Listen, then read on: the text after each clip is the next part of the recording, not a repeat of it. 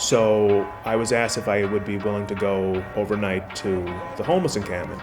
And, at first I was kind of like, is it going to be safe? Is it going to be something that I should be concerned about? But at the end of the day, I knew that these people needed to have this story told.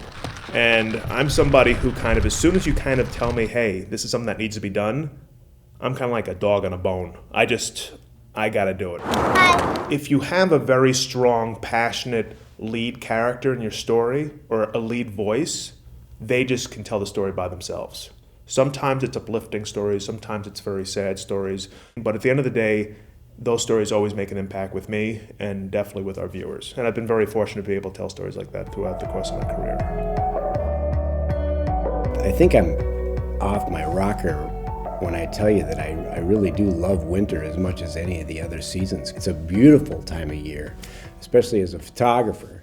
I remember going into work one day and it was extremely cold, listening to the radio, listening to one of our forecasts, how cold it was going to be. And I just said to myself, you know what? Most businesses are closed, most people aren't going to be outside, but I know a group of people who are going to be outside. And that group is the Fort Snelling Memorial Rifle Squad. Fire! I was working for about maybe 2 funerals, and my hands were frozen.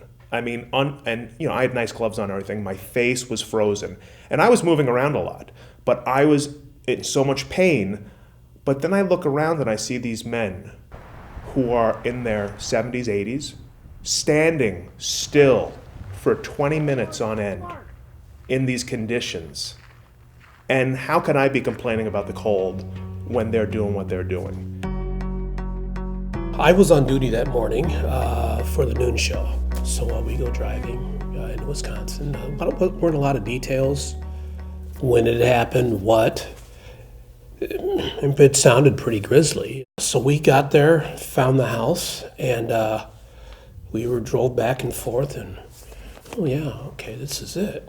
Now we're kind of panicked because we're looking around, and we're not seeing the other stations, and it's kind of natural to go, okay, now where are they? Well, they was us, we. No other stations were there, so get out, start shooting. They were clearly caught a little bit by surprise because, we didn't go tripping past any yellow tape or anything. So something went horribly wrong and bad. And at that point, we knew nothing. There's a girl missing. Was she a part of it? Is she somewhere out back? Are they telling us everything?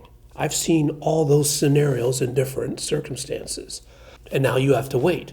The biggest thing is that when the sheriffs talk and the deputies talk, what are they saying? Or more importantly, what are they not saying? We are following breaking news from northwestern Wisconsin, where authorities found missing teenager JAYME alive. I've been to a lot of these, and they don't turn out like this. They just don't. I'm a rarity. This is the only television station I've ever worked at. And that's not very common in this business. We tend to hire a certain breed of cat as photographers and as reporters.